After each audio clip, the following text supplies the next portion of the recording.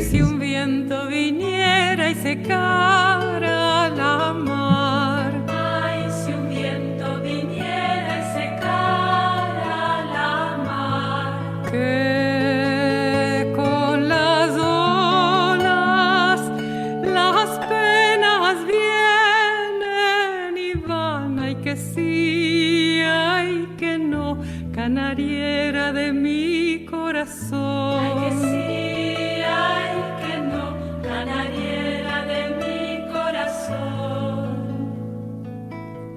Ay, linda canariera, te voy a dejar. Ay, linda canariera, te voy a dejar. Me voy muy lejos, que me voy a la mar. Ay, que sí, ay, que no, que me voy a la mar. Ay, que sí, ay, que no, que me voy a la mar. Me quedaría con esta música que elegimos, pero ¿cuánto tiempo me quedaría escuchando? Buenas tardes, buenas noches, también, ¿por qué no? Desde qué rinconcito del planeta nos están viendo, ya no sé hasta dónde estamos llegando. Si llegamos con un simposio a Bulgaria, ¿era? Llegamos a Bulgaria, ahí me dice Mario que sí. No me sorprendería que hoy estemos en algún otro rincón del planeta, así bien lejanos, pero bien cerquita y bien conectados. Qué placer volverlos a ver. Como siempre digo, me encanta que los que están del otro lado de la pantalla puedan prender la cámara, así nos vemos, así nos conocemos. Somos muchos y cada vez somos más. Eso es lo más lindo que hay. Bienvenidos a una nueva tarde con el CIDICSEF. Hace mucho que no decía esto, ya como hace 10 días. Después de un maravilloso simposio donde hemos tocado la puerta de más de 2.000 casas. Más de 2.000 personas entre que lo vieron en vivo y vieron las repeticiones, tanto dentro del Zoom como en el Facebook, como en YouTube, pasaron y vieron lo que en 3 días ha sido una jornada de mucha cultura sefaradí, de mucha vida, mucha historia y mucha actualidad también sefaradí, así que los invito a los que no lo vieron a que vean el maravilloso simposio que hemos llevado adelante. Pero en el día de hoy vamos a estar hablando de un tema tan interesante como atrapante y sobre todo novedoso, que promete revelar más de un misterio que está por ahí oculto. Hoy estaremos presentando Pedro II, emperador del Brasil, admirador de la cultura judía, junto a David Albagli, Esther Cooperman y Mario Eduardo Cohen. Como hacemos en cada encuentro, quiero agradecerles a todas las entidades que nos acompañan y que nos ayudan a poder realizar estos maravillosos encuentros a lo largo y ancho de todo el planeta, realmente, de todo el planeta, y ellas son la comunidad israelita sefaradí de Chile, el Centro de Estudios Sefardíes de Caracas, la comunidad israelita sefaradí del Uruguay, Centro Cultural Sefaradí de Montevideo, la Sociedad de Beneficencia Israelita Sefaradí del Perú, la comunidad hebrea sefaradí de Bogotá, FESELA, Federación de Entidades Sefardíes de Latinoamérica, FESERA, Federación de Entidades Sefardíes de la República Argentina, la comunidad Betel de Argentina, Bialik de San Fernando, Asociación Israelita, y por último la comunidad marroquí Asilva de Buenos Aires. A todos ellos, muchísimas, pero muchísimas gracias por estar acompañándonos. Para que conozcan, por lo menos brevemente, dos de los 3 grandes expositores, porque al último lo voy a presentar yo al final, porque va a ser un verdadero honor, como en cada encuentro. Quiero contarles que David Albagli es economista de la Universidad Federal de Río de Janeiro, tiene una maestría en el programa Ecolatina de Chile y la CEPAL, es vicepresidente del Consejo de la Comunidad Sefaradí de Río, Bené Herzl, y también es ex director de la Federación Sefaradí Latinoamericana. Es un verdadero placer, David, tenerte hoy con nosotros. Bienvenido. Y junto a David, quiero contarles que también va a estar Esther Cooperman, quien es historiadora y profesora, autora y coautora de libros y artículos en revistas especializadas, doctora también en ciencias sociales, profesora titular de la maestría profesional del Colegio Pedro II. Esther, bienvenida también, es un verdadero placer y un honor tenerte con nosotros. Por mi parte, me resta pedirles que me digan desde qué rinconcito nos están viendo en el día de hoy. Ya veo que desde el ICAI de La Plata siempre nos están acompañando y hoy no va a ser la excepción. Veo amigos de Montevideo también que ya me están escribiendo, así que es un verdadero placer. Por mi parte, querido David, estoy esperando que prendas el micrófono. Tengo muchas ganas de escuchar todo lo que tienen preparado junto a Esther para el día de hoy. Así que, David, cuando puedas, estamos dispuestos a escucharte. Bueno, Ilan, te agradezco tus palabras. Para mí también es un honor estar con el SINDICEF, mis amigos de Buenos Aires, que hace años no puedo abrazarlos personalmente, pero no me faltan las ganas. Y aprovechar en ese día, antes de empezar a hablar sobre el tema, poder decir que no solo el SINDICEF, pero ese maravilloso público de diferentes comunidades sefaradíes por el mundo y otro, ahora que estamos en la víspera de los Yamim Noraim, poder desearles un Shana Tová, que tenga un año dulce y un año dulce a camino del fin de la pandemia, que eso sea que nuestras energías puedan promover eso y promover a la salida de la pandemia más grande solidaridad en el mundo, más paz y fin, especialmente nosotros brasileños decimos, fin, trabajo para finalizar la cultura de odio en que se desarrollan en muchos locales del mundo. Bueno, dicho esto, vamos al tema. Al hablar de Pedro II, tenemos algunas preliminares que son claves, es decir, a diferencia de vosotros, en su gran mayoría latinoamericanos de habla hispánica y otra gente de habla hispánica en diferentes puntos del mundo, la tradición luso-brasileña aporta algunas diferencias que deben ser consideradas. Yo haría una primera referencia muy breve a la Constitución de Portugal. Portugal es uno de los primeros estados nacionales de Europa a se constituir en el siglo XII, aunque en su extremo sur permaneciese un reino moro, mas en el siglo XII Portugal estaba constituido y en el siglo XIII estaba completamente constituido. Ese es el primer detalle. Portugal es un reino pequeño que solo tiene dos fronteras, lo que hoy es España y el Atlántico. Y ese es el dilema que a lo largo de los siglos los portugueses vivieron. Mientras Portugal fue un reino y su monarquía se extendió a Brasil, hubo tan solo 3 casas reales, 3 familias a serem consideradas. Portugal se desmembra del Reino de León por conflito quase entre padre e hijo y lo constituye el primer soberano, Don Afonso Henrique. Entonces él cría la primera dinastía, la dinastía afonsina.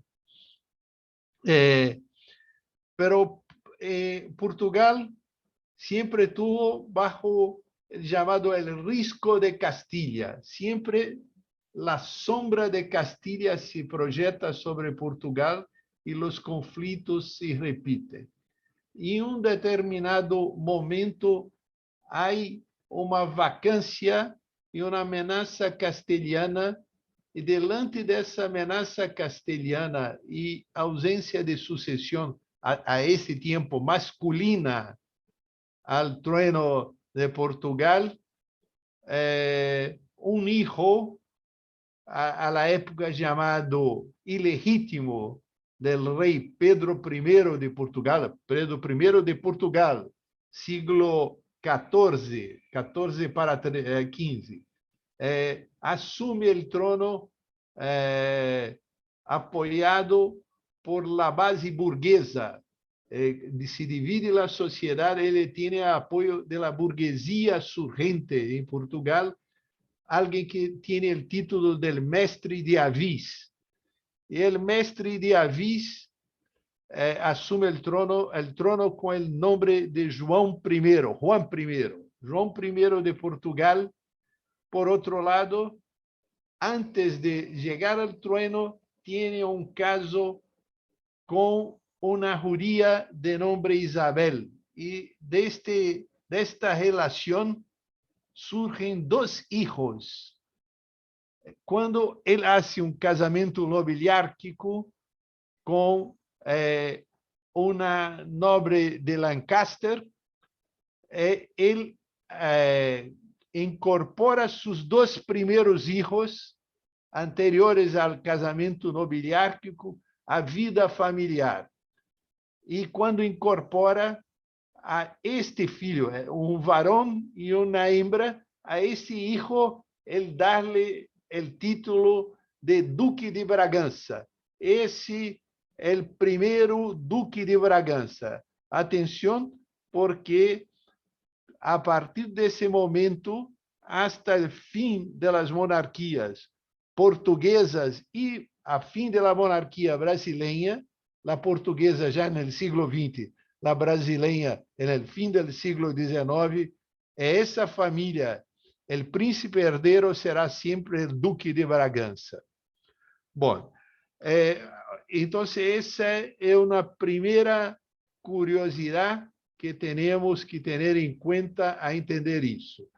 A presença judia um pouco científica, um pouco legendária no surgimento da dinastia Bragança. A família Bragança, supostamente, descende de uma judia de nome Isabel, do norte de Portugal.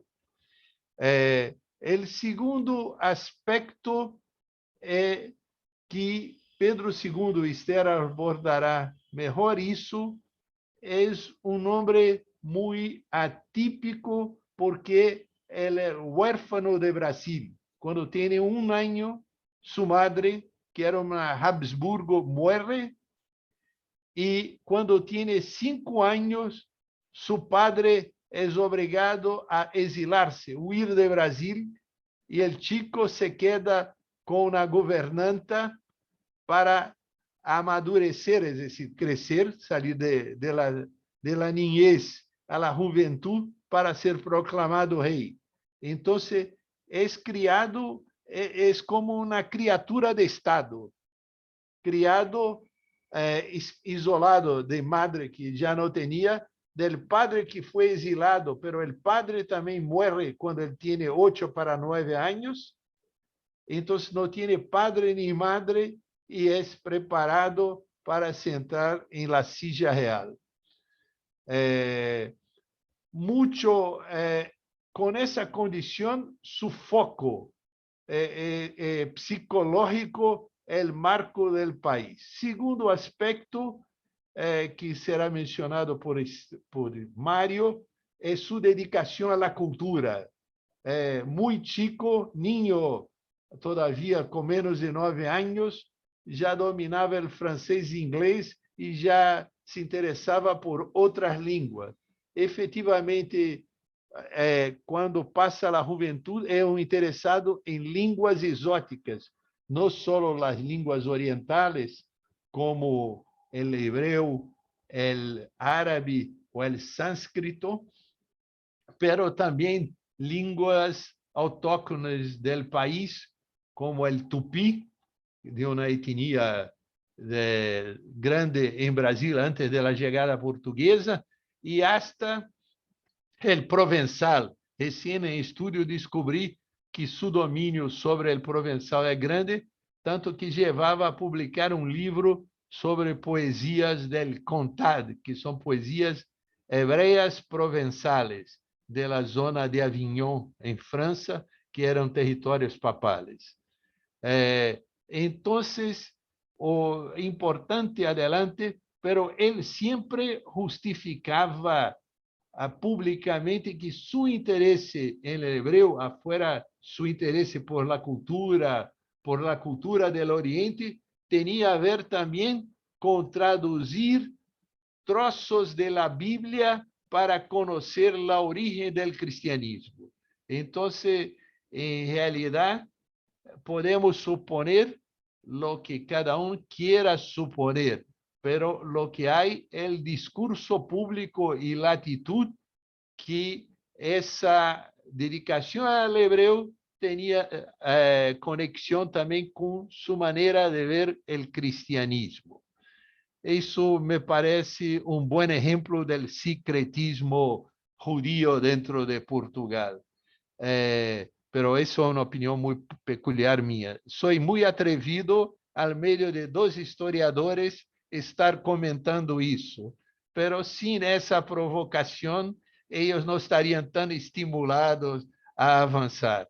Então, com isso, passo para nossa companheira Esther, a ser, com sua competência, o marco histórico da monarquia brasileira.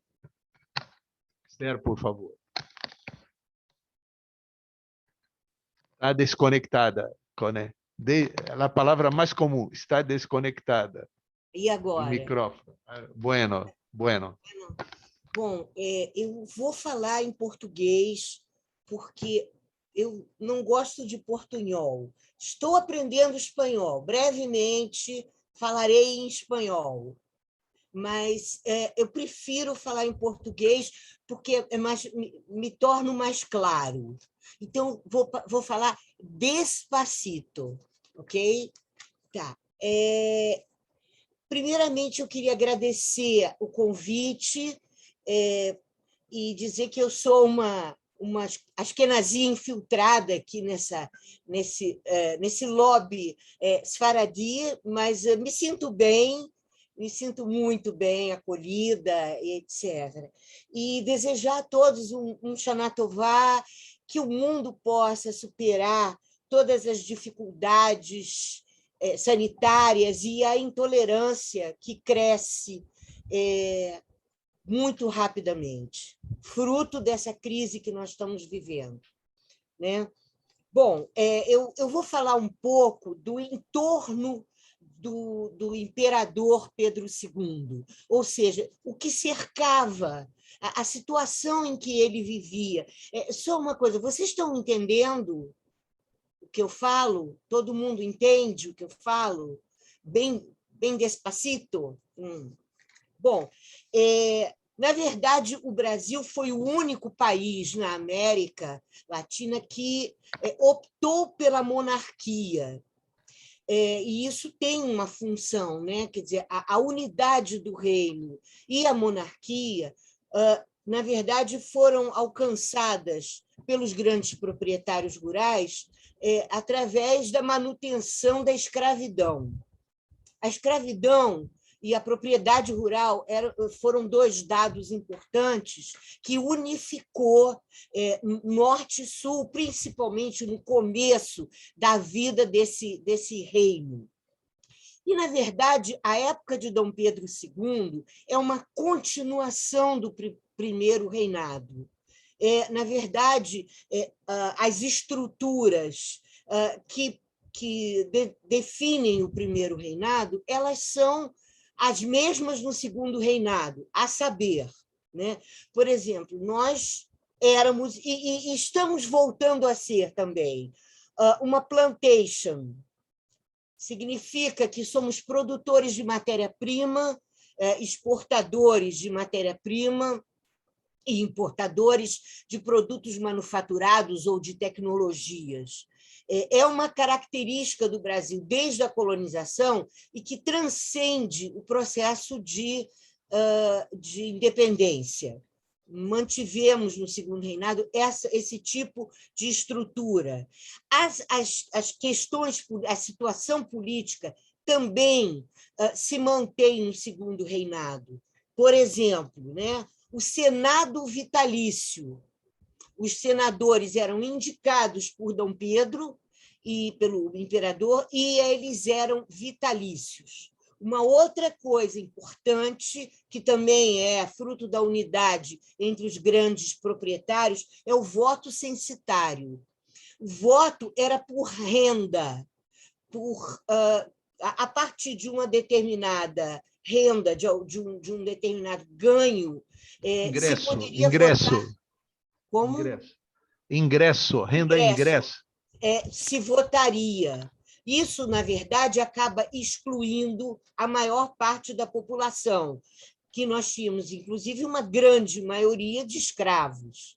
Né? Então, o voto censitário ele vai manter o controle das estruturas na mão desses grandes proprietários rurais. Não há voto feminino. O voto feminino no Brasil ele só vai acontecer a partir dos anos 30.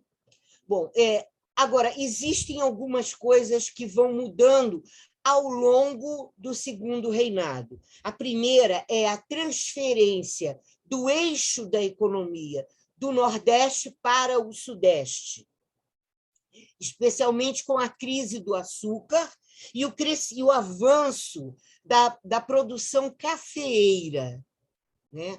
Tanto que o Sudeste e os grandes proprietários do Sudeste passam a ter uma importância cada vez maior, especialmente em relação aos grandes proprietários do Nordeste, que estão falidos. Né? Nesse momento, estão num processo de decadência, em função da crise do açúcar e da própria concorrência da produção do açúcar nas Antilhas. Né? Essa questão da crise do açúcar nos remete a outras dois processos de mudança que vão ocorrer durante o reinado de Dom Pedro II. O primeiro é a implantação da indústria. É interessante isso, porque pouca gente sabe que nós tivemos um processo de industrialização iniciado no século XIX, e, pelas pesquisas que existem em relação a essa industrialização, havia uma tecnologia industrial muito avançada. Né? Eu li uma pesquisa sobre as indústrias. Aqui no Rio de Janeiro, havia muitas indústrias de tecidos, com maquinário bastante sofisticado. E aí isso também nos leva a uma questão crucial que vai levar à crise do Segundo Reinado, que é a questão da transição da mão de obra escrava para a mão de obra livre. Existe um autor, um historiador, que caracteriza muito bem que o escravo era uma propriedade do grande proprietário rural. Né? Então, na verdade, ele era, no dizer desse historiador, meio de produção. Ele era como uma máquina, se adquiria o escravo. Né? E ele vai, dentro desse processo de transição, ele deixa de ser um meio de produção e passa a ser uma força produtiva. Ele vai, inclusive, nós vamos encontrar a mão de obra escrava, inclusive nas indústrias, isso no século XIX. Né? Ele passa, quer dizer, ele começa a trabalhar na indústria, inclusive enquanto escravo, mas dentro desse processo ele se transforma em mão de obra e não mais em meio de produção. Esse é um processo importante porque ele vai gerar uma ruptura. essa transição da mão de obra escrava para o trabalho livre vai gerar uma ruptura, que é justamente a crise do Segundo Reinado. Né? Um dos fatores da crise do Segundo Reinado é a questão da libertação dos escravos, porque havia um interesse por parte do Sudeste, como eu disse, adquirindo cada vez maior importância, e os proprietários, os grandes proprietários do Nordeste, como estão falindo, eles não têm como repor a mão de obra escrava e substituir por mão de obra assalariada, coisa que os proprietários do Sudeste, os cafeicultores, podem fazer na medida em que eles têm capital para isso. Mais tarde, inclusive, são esses proprietários do Sudeste que vão investir num processo de industrialização. Mas eles pretendem substituir a mão de obra escrava, e quem tem capital para isso é o Sudeste cafeeiro. Então, Dom Pedro se equilibra entre essas duas pressões, a pressão pela liberação da mão de obra escrava e pela transformação desse escravo em mercado consumidor, e a manutenção da mão de obra escrava pelo Nordeste, que não tem condições de ter outro tipo de mão de obra. Né? Essa ruptura é uma ruptura que vai gerar uma diminuição das bases que sustentam a monarquia. Né? E é nesse sentido, quer dizer, é nesse entorno, nesse complexo entorno que Dom Pedro vive.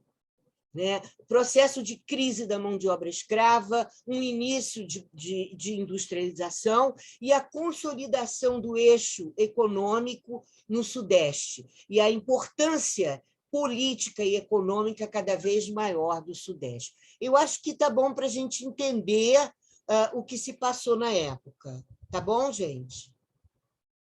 Alô? Sim? Alô? Tá bom? Tudo bem. Eu Vamos, passo, então, a palavra.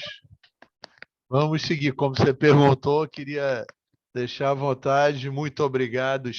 Muitas gracias, Esther. Seguimos adelante.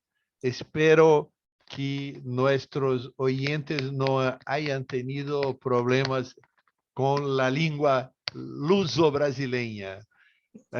Bueno. Vamos chamar de língua ibérica, por favor. Sí, y lengua ibérica hay muchas. Solo España tiene 4 lenguas legales, ¿no? Utilizadas en su interior.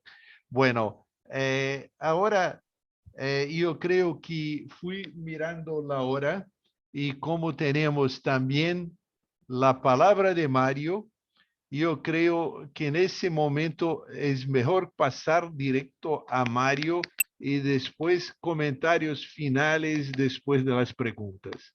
Mario, por favor.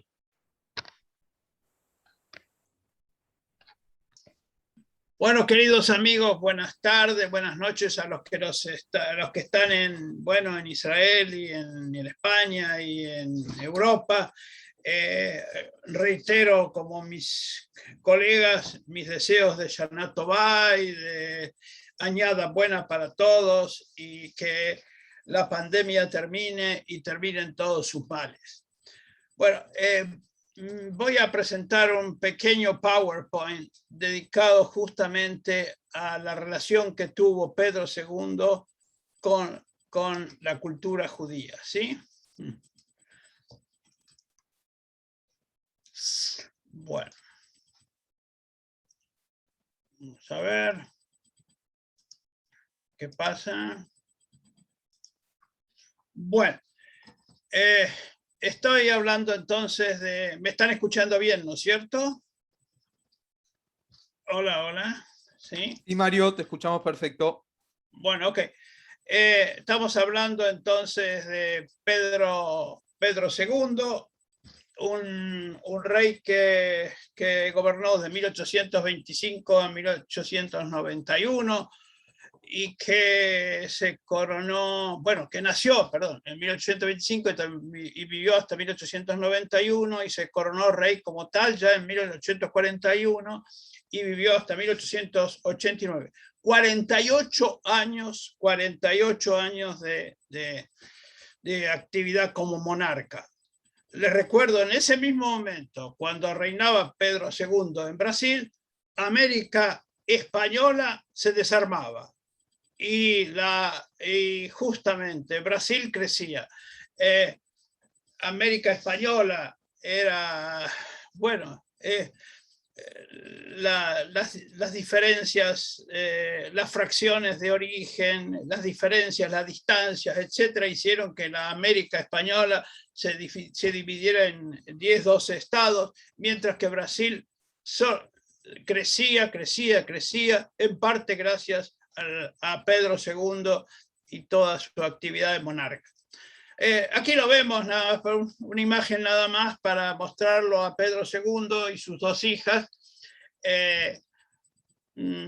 La famosa historia, para contarlo como chisme, es que se casó por poder con Teresa Cristina. Le mandaron un cuadro donde le mostraban que era muy bonita, y finalmente no era bonita, era petiza, era fea y todo. Bueno, y tuvo que aguantarse la esposa durante muchísimos años. Después, al comienzo, la desechó y finalmente la empezó a querer con el tiempo. Bueno, es un detalle cómico, pero que, bueno, lo muestra en su vida privada. Bueno, Leopoldina lamentablemente falleció. Sé que la única hija que le quedó a la familia es Isabel, que después fue una especie de regente. Vamos entonces concretamente al tema que nos atrae. Pedro II estudió hebreo bíblico en 1800, de casualidad dicen que en 1860, recorriendo el palacio, encontró una gramática hebrea hecha por un misionero sueco. Bueno, se le ocurrió, le interesó, y ahí empezó su estudio. Durante 30 años estudió el hebreo, y no solo no solo lo hablaba, también tenía redacción creativa, y era su idioma preferido, según algunos de los historiadores. Acá vemos un texto donde él escribe en hebreo, en el costado, la traducción. Adelante. Uno de sus biógrafos fue el rabino Benjamín Mosé. Dijo esto al fallecer Pedro II. Pedro II era un conocedor a fondo del hebreo. Ciertamente hablaba más fluido la lengua que nuestros hijos de Israel. No solamente amaba nuestra lengua, nos amaba a nosotros, elogiaba las virtudes de nuestro pueblo y se indignaba con el antisemitismo. Hay una anécdota famosa que Pedro II recibe en un momento dado a judíos de Alsacia, y Pedro II les habla en hebreo y nadie le contesta. Entonces Pedro II les recrimina y les dice: ¿cómo puede ser que ustedes, judíos, no hablen la lengua de sus ancestros? Esta frase me recordó nada menos la más famosa frase de Eliezer Ben Yehuda, el recreador del hebreo moderno, ¿no? La frase de Eliezer Ben Yehuda es: Ibri, daber ibrit. Pedro II había dicho algo parecido respecto a los judíos en aquel momento, ¿no? Que cómo es que no hablan la lengua de sus ancestros. ¿Cuántos judíos había en Brasil en el siglo XIX? Apenas se calcula que había 2.309 judíos, una población de 10 millones de brasileños. Ya había judíos marroquíes en el Amazonas y un grupo de judíos alsacianos. Lo interesante es que Brasil desde el siglo XIX había una relativa libertad religiosa y podían los judíos, digamos, una cierta tolerancia. Muchos de los judíos recibieron la ciudadanía, cosa que no ocurrió en la América hispana. A ver, vamos a seguir con otro tema. Pedro II condecoró a varios judíos, ¿sí? Entre ellos al coronel Francisco León Con, teniente coronel de la Guardia Nacional y que fue el primer batallón que luchó en la Guerra del Paraguay. Abraham Baruel, por sus servicios humanitarios en la epidemia de viruelas del Amazonas, y por lo menos 6 judíos. Llama la atención que esta condecoración se llama la Rosa, tiene, dice, amor y fraternidad, y fue elaborada por Pedro I, el padre. Pero son 6 puntas, ¿no? Es curioso. Esta condecoración dejó de existir después. Pedro II visitó varias sinagogas e instituciones judías, ¿sí? Varias, muchísimas. En su diario dice que estuvo en San Francisco y pidió leer la Torá en hebreo. Les recuerdo que leer la Torá en hebreo es complejísimo, no tiene vocales y es solamente una persona que conoce muy bien el hebreo puede leer la Torá. Hizo lo mismo en Bruselas, después estuvo en Odessa, en las sinagogas de Londres, también en la de Budapest. Los feligreses dijeron en la de Budapest, este no es un emperador, es un rabino milagroso. Esta es la Central Synagogue de Londres, donde estuvo en su momento Pedro II. También estuvo en Kabbalat Shabbat en el muro occidental, ¿sí? Decía en su diario personal, voy al Monte de los Olivos para ver a los judíos orar en las murallas del templo, ¿sí? Y así como eso, miren, una de las características de Pedro, que ya lo señaló David, fue traductor de textos judaicos. Tradujo partes de la Torá al latín, entre ellos el Cantar de los Cantares, Isaías, Eclesiastés, el libro de Ruth y el libro de Job. En 1891 publicó un libro en francés con traducción de poesías judaicas. Es interesante, Nahum Sokolov, se acuerdan que fue uno de los grandes dirigentes sionistas que hubo en el siglo XIX, dijo de Pedro II,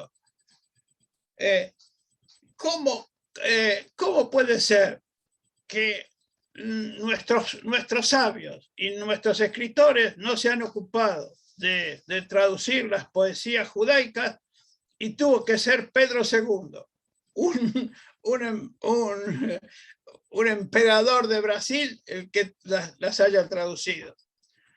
Bueno, en sus últimos días tradujo un libro de gramática al francés y la canción famosa Haggadah, que es la canción de Pesaj. Ustedes saben la canción de Pesaj. Y también tradujo versos de Camões al hebreo. Pedro II, ya en el exilio, comenta respecto a esta traducción, ¿sí? Él escribe en su diario el 13 de junio de 1890, dice que en la revista La Familia de Jacob, publicación religiosa mensual del gran rabino Mosé, Benjamín Mosé, que es el que hablamos recién, aparecen poesías religiosas del ritual con mi traducción del hebreo al francés, con la siguiente declaración, traducido literalmente del hebreo por Pedro II de Alcántara. Pedro II es el apellido Alcántara. Se está refiriendo a sí mismo que él toma, que dice que en esta revista aparece que ha aparecido estas poesías religiosas y con su traducción. Él mismo referencia el hecho de su traducción. Para ir terminando, él estudió la Biblia dice él, estudié la Biblia cuando pude. Amo la Biblia. Leo todos los días y cuanto más leo, más la amo. Esto lo decía en su diario personal. Es decir, uno de los orígenes de este interés profundo por el judaísmo está en la Biblia hebrea. Acá hay una cosa interesantísima. Vamos para atrás, a ver, la primera biografía que se escribe sobre Pedro II la escribe un rabino, el rabino Benjamín Mosé. Y lo interesante es que ahí ustedes ven en letra muy chiquitita, frases respecto al emperador de Brasil, de Charles Darwin, de Víctor Hugo, de Gladstone, de Lamartine, etc.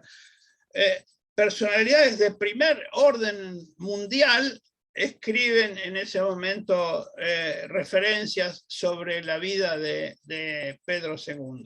Después, ese libro de Benjamín Mosé fue traducido después al portugués. Y ahora está en internet, si alguien lo quiere ver. Bueno, ahora para ir terminando, me pregunto, y les pregunto a ustedes, y les pregunto, y les digo que a ver qué reflexiones hacen ustedes. ¿Por qué de su admiración por la cultura judía? Esto es una pregunta que me hago y espero que ustedes también se la estén haciendo. Se me ocurrieron varias. Primero, el hecho de que fue una persona, un joven que sin padres y que vivió estudiando toda su vida y que, el hecho ese del estudio lo llevó al hebreo y a la cultura judía, pero también puede ser como católico por su interés en las fuentes del catolicismo. El catolicismo en 2000 años se fue alejando de las fuentes originales del Antiguo Testamento. Y según esta Oliveira Rapanelli, que es una de las, escribió una tesis sobre él, esta fue la causa central por el interés por el tema judío. Otra es por su devoción a la Biblia hebrea, el interés profundo que despertaba la Biblia en su origen. Otra quizá puede ser por su interés por todo lo oriental y todo lo exótico. Y en esto recuerdo mucho a Borges, en el sentido que, Borges lo llevó a ser un gran escritor, y Pedro II era un político, pero todo lo oriental y todo lo exótico le llamaba la atención. Otro factor por el cual se interesó mucho por la temática judía es la amistad que tuvo con el Benjamín Mosé y con otros intelectuales judíos, quizá, ¿no? Otro puede ser por su pasión por las traducciones. Vivía traduciendo. Y les pregunto a ustedes, ¿qué otras opciones creen ustedes que pudo haber tenido Pedro II para interesarse en la cultura judía? Ahora les cuento algo, el milagro de la salvación de la Torá de Pedro II. ¿Qué es esto del milagro de la salvación de la Torá de Pedro II? Pedro II le regalaron, no se sabe en alguno de los viajes, una Torá completa. Y estaba en el Museo Nacional de Brasil, esta Torá. Ocurrió que se incendió, fue uno de los grandes desastres culturales del siglo XXI. La verdad es uno de los... una lástima. En septiembre del 2018, un gran incendio destruyó el Museo Nacional del Brasil, en que se encontraba habitualmente el rollo de Torá de Pedro II. Así que en primer momento se supuso que también se había quemado. Justamente el Museo Nacional de Brasil era el palacio de Pedro II, en origen, ¿no? pero el antiguo rollo de Torá de Pedro II había sido retirado previamente para su restauración. Y él continúa vigente y no se quemó. Entonces, bueno, podemos interpretarlo un milagro, podemos interpretarlo la realidad. La realidad hizo que lo tenemos, ha pervivido otros, espero que se pueda seguir perviviendo otros miles de años. Antes de cerrar, les cuento qué dijo uno de sus biógrafos y amigos del emperador respecto a Pedro II. Su majestad se destacó y grabó su nombre en letras luminosas en la historia y el corazón del pueblo del Dios de Abraham. Decenas de miles de hijos de Israel recordarán a su majestad Pedro II por la gran honra que confirió a este antiguo pueblo al haber estudiado su lengua. Efraín Deinar. ¿Sí? Reitero las frases porque son muy interesantes. Su majestad se destacó y grabó su nombre en letras luminosas en la historia y el corazón del pueblo de Dios de Abraham. Decenas de miles de hijos de Israel recordarán a su majestad Pedro II por la gran honra que le confirió a este antiguo pueblo al haber estudiado su lengua, palabra del biógrafo Efraín Deinar. Muchas gracias. Fin de la presentación. Escuchamos las preguntas. Muchas gracias. Hola, cabo Mario. Te voy a pedir, por favor, si dejas de compartir pantalla, si nos volvemos a ver entre nosotros. Yo quiero preguntar antes de pasar a las preguntas si David o Esther tienen algún comentario más para hacer o si prefieren que pasemos a las preguntas. A ver si David ahí se activa el micrófono. Activate el micrófono, por favor.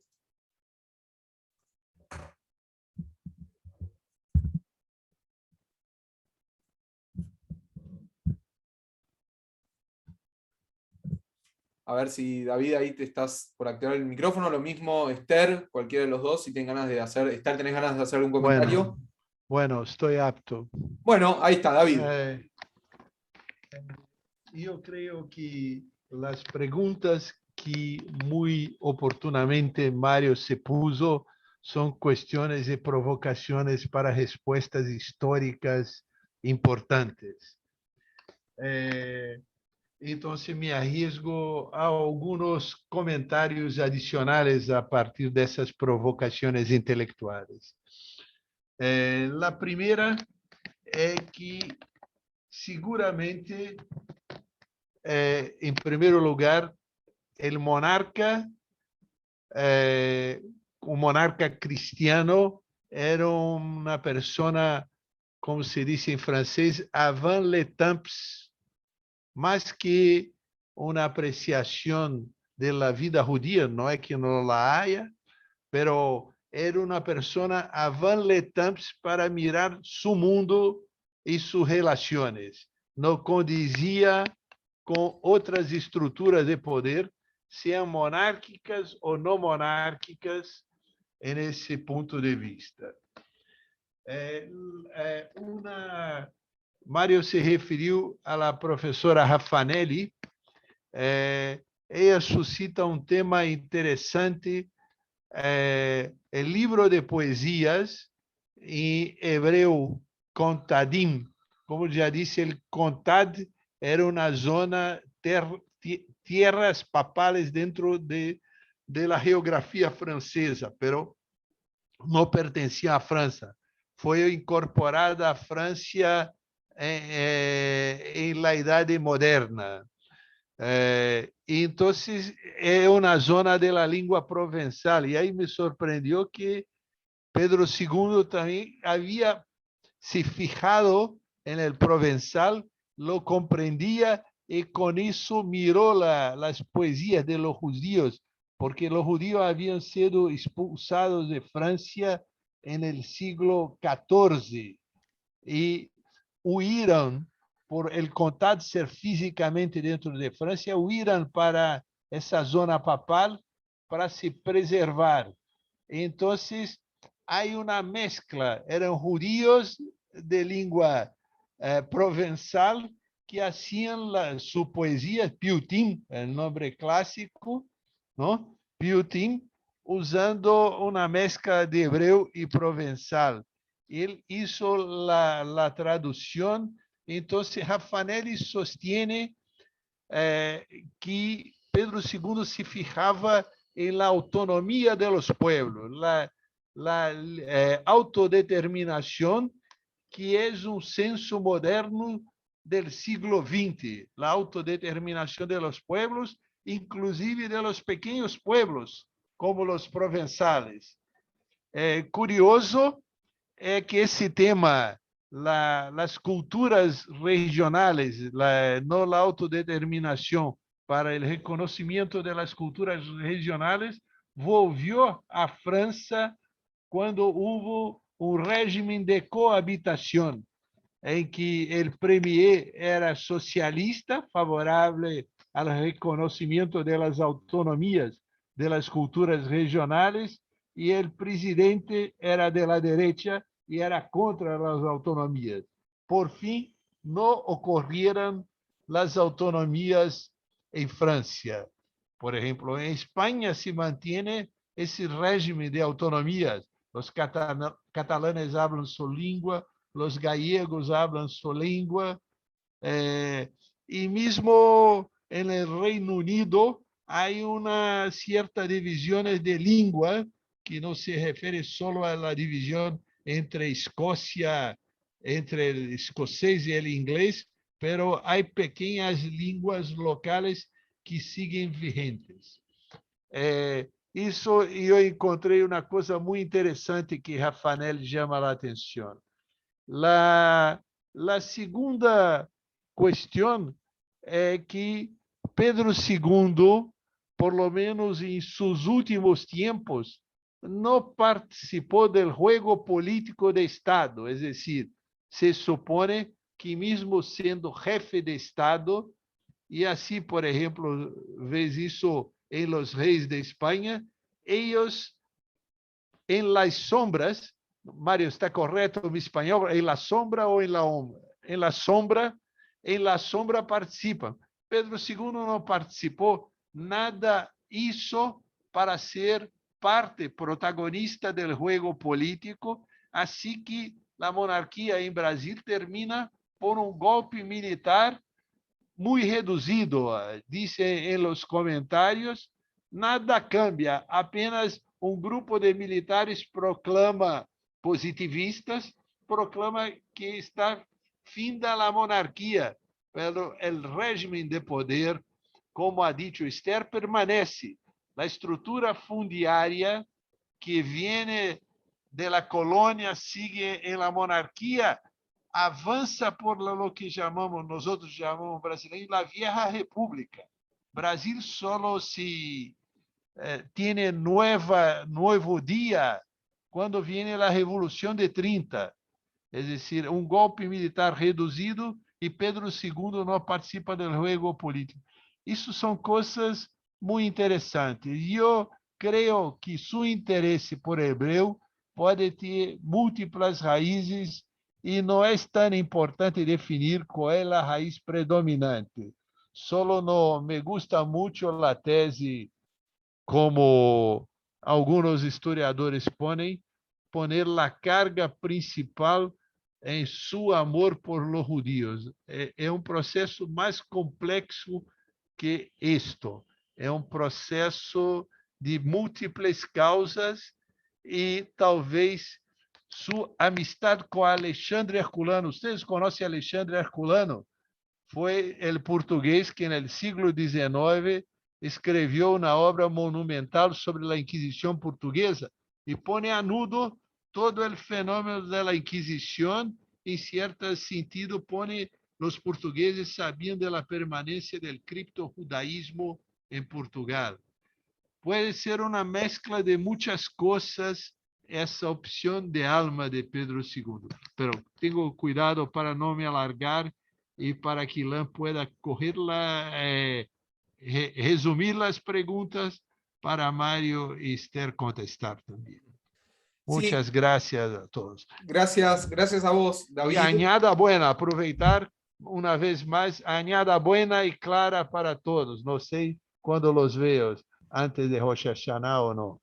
No te me despidas todavía, que faltan no solamente las preguntas, sino que me voy a adelantar y te voy a decir que la semana que viene, el miércoles, desde las 6 de la tarde, vamos a tener un encuentro especial de Rosh Hashanah que estamos preparando con un rabino y que va a estar impresionante. Así que todavía no te me despidas, David, no te me vayas. Kola Kavod, Kola Kavod. El Kola Kavod va para todo el CIDICSEF, que está ahí trabajando incansablemente. Esther, ¿vos tenés ganas Kola de... Kavod para el CIDICSEF.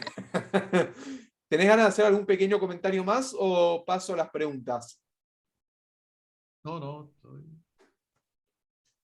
Bueno, entonces paso a las preguntas. Uno de los comentarios que me llegó, que me está llegando, es un comentario, no es una pregunta, hablan de que la tatarabuela de Pedro II era judía. Entonces, de ese comentario yo quiero hacer una pregunta, y es si eso es real o es un mito. ¿Es real que había un familiar de Pedro II que era judío? Esther o David. En realidad Davi, eu acho hay que una ascendencia judía, pero estamos hablando Pedro II, nacido en el siglo XIX. La Casa de Braganza tiene una raíz judía real o legendaria en el siglo XV, el comienzo del siglo XV. século XV, sim. Muy bien, interesante. Otra de las preguntas va a mezclar un poco de historia con la actualidad. A ver qué pueden decirme de esto. Dicen, ¿se puede afirmar que en Brasil hay menos antisemitismo que en los países de las antiguas colonias hispanas? ¿Puede ser justamente por el legado de Pedro II eso? Esther. Oi, eu não creio, Eu acho que a questão do antissemitismo, quer dizer, eu acho que no Brasil temos bastante. Inclusive, nós tivemos aqui a presença do Tribunal da Santa Inquisição, né? Que foi um fator gerador de preconceito contra a cultura judaica. Isso eu estou falando durante a colonização. Nós tivemos aqui, enquanto colônia de Portugal, a presença do tribunal e muitos judeus que vieram para cá em busca de liberdade foram pegos, né? E pegos professando a religião judaica, né? Então, eu não creio que exista menos antissemitismo no Brasil do que nos outros países de língua espanhola, né? Nos outros países da América Latina. Eu acho que se equilibram. Os fatores são diferentes, mas eu acho que se equilibram. Né? Ilan. Sí, por favor, David. Esther ha dicho muy propiamente, os fatores são diferentes e o momento do siglo XX é um momento totalmente distinto. Pero eu queria ressaltar uma coisa muito interessante e tenho uma obrigação, um dever de honra. O país mais pró-semita, pró-judío de Europa é Portugal. Portugal, por várias razões, quando a crise, o Marquês de Pombal termina com a distinção de sangue, praticamente liquida o Tribunal de la Santa Inquisição, porque ao longo do tempo o conflito vai se extractando. Em 1821, em la Revolução del Porto, é extinta formalmente a Inquisição, e Portugal surge à luz toda essa melange, essa mescla de sangue de judíos dentro de Portugal, especialmente no norte.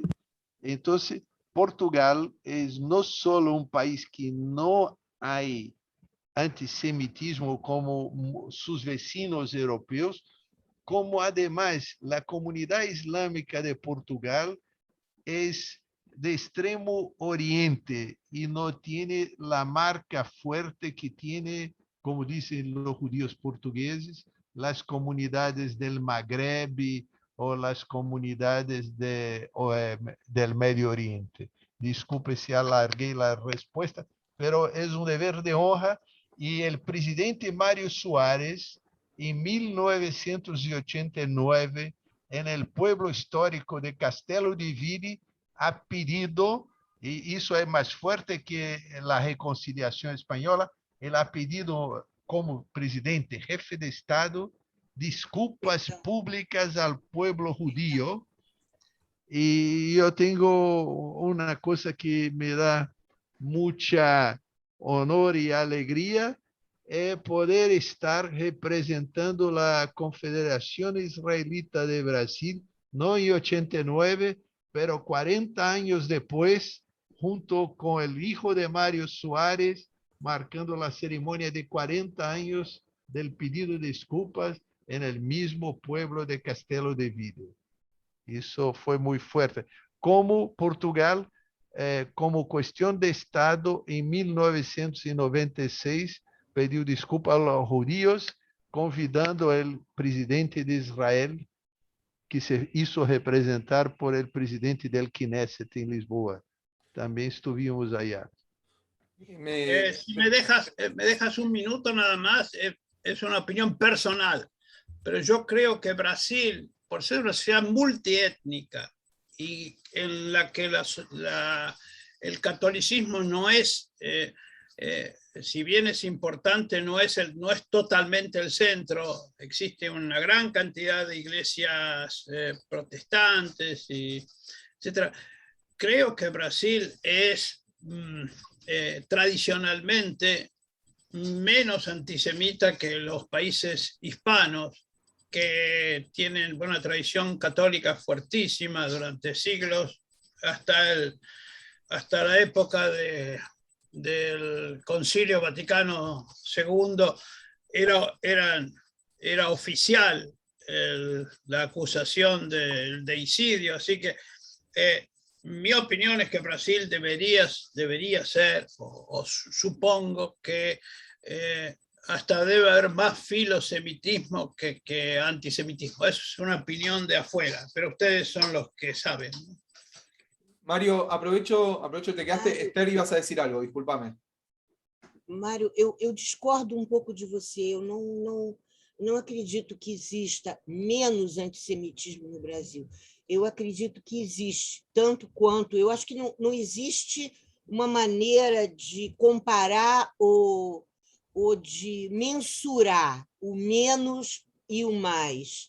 Eu acredito que existe um antissemitismo forte, mas que no Brasil se manifesta de maneira totalmente diferente do antissemitismo nas regiões de colonização espanhola, por exemplo, né? Então, não se consegue mensurar, mas se consegue ver que ele existe e ele é muito forte.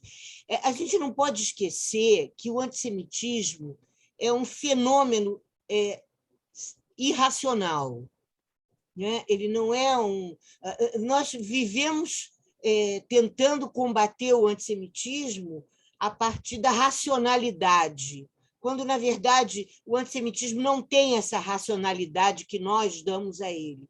Então, assim, é a partir dessa ideia de irracionalidade que nós começamos a entender as características do antissemitismo no Brasil. Bien, valga la aclaración.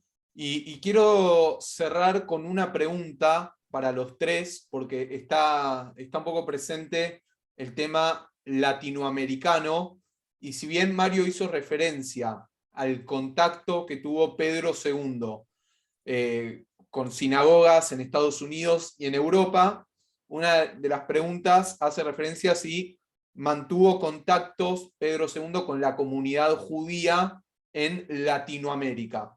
Arranco por Esther, que me está diciendo que sí me parece con la cabeza. Esther. Eu acho que pela característica, pelo perfil dele, eu acho que o contato dele era um contato mais individual, com alguns intelectuais. Ele não atuava dentro da comunidade judaica. Ele tinha excelentes relações com alguns intelectuais da comunidade judaica, pelo próprio perfil de Dom Pedro II, né? Ele não era um homem de atuar em grandes grupos, né? Ele era um intelectual, né? E ele preferia estar entre os seus, né? É isso. Bien. David, ¿algo para agregar respecto a la pregunta? Agregar, nesse momento, eu creio que al que dijo Esther, teníamos que agregar apenas que las Y aquí visitas más a alto. sinagogas hacían parte de sus excursiones programadas. Yo no conozco excursiones de Pedro II por países de América Latina. Y para dentro de Brasil, valen los comentarios de Esther. Él no, como jefe de Estado, no jugaba muy propio ir a una ceremonia, ya que el Estado tenía una iglesia oficial. Y con eso yo quiero prestar un homenaje a la coraje de los marroquinos que llegaron a Amazonia, porque en realidad el marco legal de la monarquía brasileña decía que cultos que no fueran el católico tenían que ser celebrados en ambientes domésticos o locales discretos. Y los marroquinos malos llegaron en los años 20 del siglo XIX, construyeron una sinagoga, la primera sinagoga de Brasil después del Brasil holandés. Después del período holandés, é a primeira sinagoga, e muito interessante porque havia uma tolerância, mas o marco legal não permitia isso, e eles lo hicieron. Então, isso é muito interessante. Bueno, e eu creio que já estamos quase nas despedidas. Quero aproveitar, não poderia ser, com gente de vários países escutando, hablar de la importancia del trabajo de esos valientes del Sindicef, trabajo de muchas décadas y que ha sido referencia en toda América Latina en la discusión de la temática sefaradí. Eso nos hace calor a la alma, hace calor al corazón. Y quiero con eso al fin, no solo una vez más agradecer la invitación, pero prestar un homenaje al Sindicef, a esa comisión gestora de tanto trabajo y de tanto brillo. Qué lindas palabras, David. De esto también se trata lo que hacemos el CIDICSELF. La veo a Regina, por ejemplo, que está aplaudiendo, si no me equivoco, Regina es de Fort Lauderdale, nos está aplaudiendo. La veo a Graciela acá en Buenos Aires, que también está aplaudiendo, y de eso se trata, de ser una comunidad, no solamente sefaradí, sino también hermanados, porque ustedes de Brasil, nosotros desde Argentina, hablando en distintos idiomas, pero al mismo tiempo del mismo idioma, de la misma cultura y la misma historia, porque la verdad es que la cultura sefaradí no conoce de límites, como me gusta decir, ni físicos ni temporales. Exacto. Es hermoso poder lograr esto. Tenemos un tesoro que transmitimos de generación en generación. Exactamente, exactamente, y de generación en generación, y también lo llevamos por todo el mundo, porque hay gente desde Venezuela que nos estuvo viendo también, obviamente gente desde Río de Janeiro, desde Israel, desde aquí en Argentina, desde La Plata, desde Chipoleti, que es una ciudad en Río Negro, un montón de lugares, y de esto también se trata, construir lo que llamamos como comunidad virtual. De a poquito, para ir cerrando, quiero invitar a la profesora Graciela Teva que tiene un mensaje para transmitirnos desde la comisión directiva del CIDICSEF. Así que, Esther, ¿ibas a decir algo? Sim, eu queria agradecer o convite, a acolhida, a invitação, a acolhida e dizer que eu me coloco à disposição de vocês para debates e outras questões que podemos, né, abordar. Também desejar Hatimá Tová para todos nós e para o mundo, né? Que o mundo seja mais tolerante e que o vírus acabe, né? Que nós possamos vencer o vírus e a intolerância, ok? Amén, amén, Esther, Shana Tová. a ese mensaje. Shana Tová. Y ahora sí, querida Gra, para cerrar el encuentro, somos oídos. Bueno, amigos, buenas noches, buenas tardes a todos. Les quiero decir que el miércoles próximo, miércoles 1 de septiembre, a las 18 horas en Buenos Aires, vamos a armar el próximo Zoom con un interesante programa, por supuesto, dedicado a Rosh Hashanah, ya a los poquitos días que vamos a celebrar. Y lo más importante, también quiero contarles que va a ser con la participación del rabino Felipe Yafé, una cantante desde el Uruguay. Así que a todos los esperamos con un gran abrazo y ya abriendo también el corazón, el afecto y el ánimo para recibir el nuevo año. Así que hasta el miércoles próximo. Muchas gracias. Gracias, querida Gra. Vamos a cerrar con un poquitito de música. También tenemos del otro lado la música de Fortuna, también desde Brasil, así que nos despedimos en el idioma universal de la cultura sefaradí con un poquitito de música. Miren. Buena semana, voz del día. Buena semana, voz del día. Buena Nos estamos viendo, a cuidarse. Alegres y sanos. Será hasta la próxima. Buena semana, voz del día. Alegres y sanos.